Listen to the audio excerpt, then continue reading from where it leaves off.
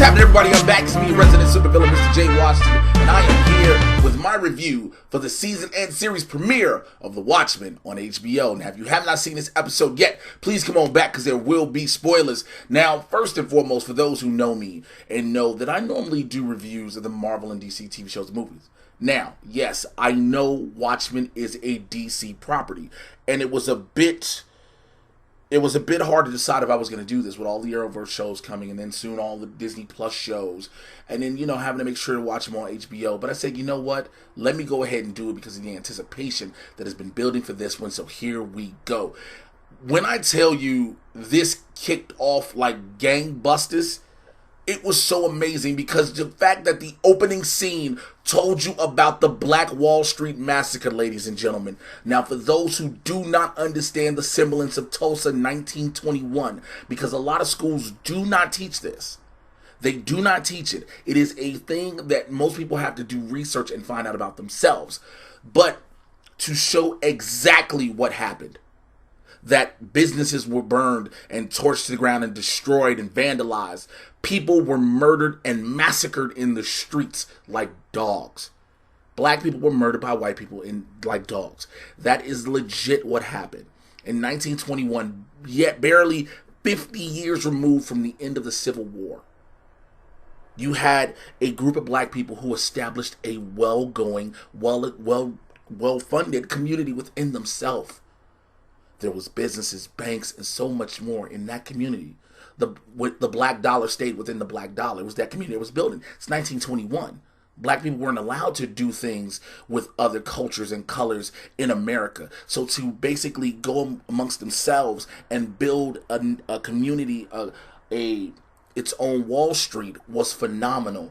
And you had the white people, the racist white people in Tulsa back then, who were upset because these niggers are making money more than us. They shouldn't be able to do that.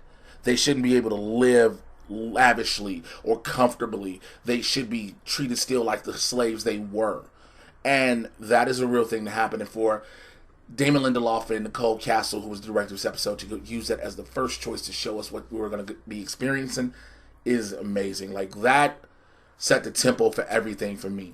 Going from that to seeing the little boy who was taken by his mother out the theater and then trying to be carried to safety in a truck with a note in his pocket, and while he's being driven off, there's bullets flying through the bed where he's at, which are like an inch above his head, and he looks out and sees the devastation and destruction.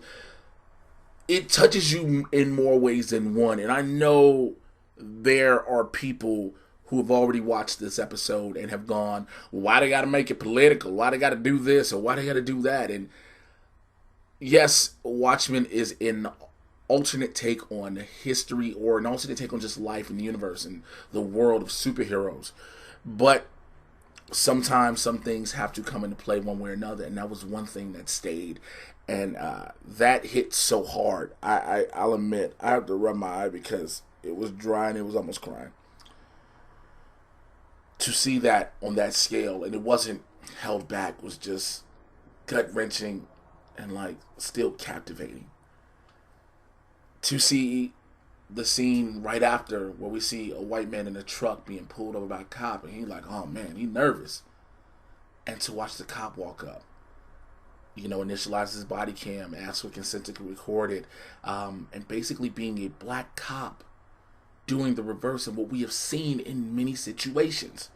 We have seen videos, body cam, dash cam videos of traffic stops where the officer is overly aggressive and the person in the driver's seat is scared for their life. Now, it does take a spin, because when he's going in his glove compartment box, the man is driving the truck, to get his license and registration, the cop sees a Rorschach mask. And then he sees it, doesn't acknowledge it, and says, what are you hauling in the back? The guy says, lettuce. He's like, okay, me lettuce in the back of his truck. He goes to his car and calls in to get authorization is the word I was looking for. Authorization to use his firearm. That is, again, this is an alternate universe. To have to call in because your firearm is locked. You can't just draw it from the holster. It has to be buzzed and released. speaks volumes into what this universe is. And also the fact that cops have to wear masks to protect their identities, because now cops are hunted down even in their regular lives. We find out later that to be a cop, you have to sign damn near an NDA. No one can ever know you're a police officer. Maybe your spouse who you live with, but no one on the outside. You have to have an alias for where you go during your shift. We find out as Don Johnson's character is talking to the police officer who was unfortunately shot while trying to get his firearm, that he had to lie and say he was going to night shift for engineering, to night school, for engineering. And you're like, wow, that is a crazy life to have to live as an officer where you want to protect. But this is all coming off the heels of the 2009 Watchmen movie, which, by the way, there are non-stop references throughout the episode to let you know this is not loosely, it's directly connected with the universe. We see on the news Dr. Manhattan in Mars. We see at points Vite, who was Ozymandias, missing. We see things about the comedian, Night Owl, Silk Spectre, and so many others. So we do know this stays connected in this world. And how crazy is this world? Where Robert Redford has been the president for 30 years. 30 years. The Constitution of the United States currently says the president can only be president for 2 terms, which is 8 years. 30 years. Then you have a scene earlier where Regina King's character, Angela Abar, is in a baking class teaching students about baking and how to bake a Vietnamese treat. And there's a poster on the wall that says the 4 most important presidents are Robert Redford, Richard Nixon, Abraham Lincoln, and George Washington. It's a small thing that if you don't pay attention to it, you will miss it. So we also see how racism works differently in there, because Angela's telling the students about how she retired from being a cop. Now she's owning a bakery to do for herself. And one little white kid said, "Did you get that from Redforations?" Redforations, not reparations, Redforations, as in Robert Redford, actor turned president again in the White House, go figure, is now signing reparations, but he's making sure he labels it after himself. That is crazy. You see Angela with her husband Cal, played by Yahya-Abdul II, and he's really a family man. We don't see that. We know Yahya from different roles. We've seen him in, and we wait to see what it builds to. And this series is no different. But to see him in this as a family man, and to see the moment when she gets the page that says Little Bighorn, she has to go, and it's like he knows what she does. Also, there's a point where an alarm goes off for people in the streets, and it starts raining squids. It rains squids. And it is just disturbing. It's weird. You also find out that Cal and Angela, Regina King's and Yaya's respectively characters, they have 3 white kids. So, of course, you automatically think, did they adopt the 3, which is normally the situation in reverse. It's interesting to see. When she gets the text, she goes to the bakery that she's about to open, and there's an older man that said, when is it going to open? She's like, about a month. And he says, "Do you think I can lift 200 pounds?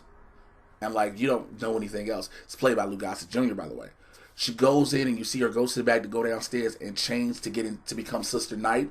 And when she puts the gear on and rides out in the car, that's a badass. I can't remember what it is off the top of my head. But when she just all of a sudden heads to one spot, kicks the door in this dude's trailer, beats his ass, takes him with her, drops him off at the station, and puts him in this giant orb with Looking Glass is there, a different take on Looking Glass. And I love this take because I love the mask. I already found myself searching Amazon and everything for that mask, where it is reflective and sheer. It's reflective for the person looking on the outside, but the inside you can see right through it. It's fucking crazy. I dig it so much. To find out that the cop was killed, the Rorschach people who wear the Rorschach mask, are a group known as the 7th Cavalry, which also is similar to the KKK, even in their mission. They talk about race traitors. They talk about people who have abandoned the race, or other races that need to be extinguished and whatnot. And so you see all this, and you see why people try to say, oh, why does it have to be political? But everything happens. Even your favorite comic book characters have had many, many, many political moments. Captain America was founded on political moments. You know why? Because he had to battle Hitler. But I digress.